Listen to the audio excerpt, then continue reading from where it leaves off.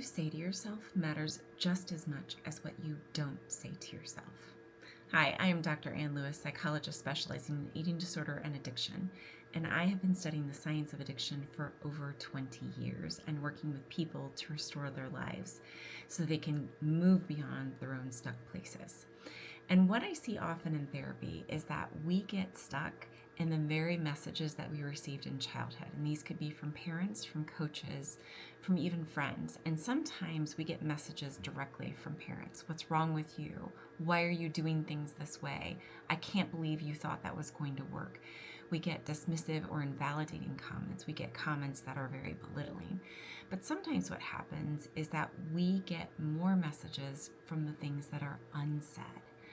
For example, if your child is bullied and somebody is calling them fat or ugly and we don't stand up for them, we don't do something for them, what we are doing is we are agreeing with the bully that it's okay at a bare minimum to treat our child this way, that they deserve to be treated this way. And what happens for a lot of us is that's exactly what happens in our head.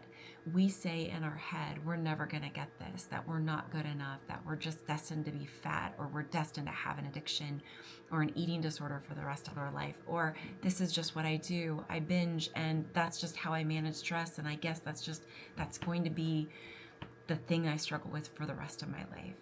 And the problem with that is that if we just recycle this in our head, we create this map and we keep alive this map that we're incapable, we're never going to be good enough, that it's going to be too hard for us to fix. And one of the coolest part about fixing this map is the way that you speak to yourself. Not saying anything at all is simply agreeing with that internalized shame, agreeing that you're never going to figure this out, it's too tough for you, and you can't do hard things, or you just have no willpower. And what I want you to do instead is I want you to think about how you would speak to your child or how you would speak to your best friend. And what we're going to do instead is we're going to identify things that are hard for us to do instead of speaking that death over us and saying that we can't do them.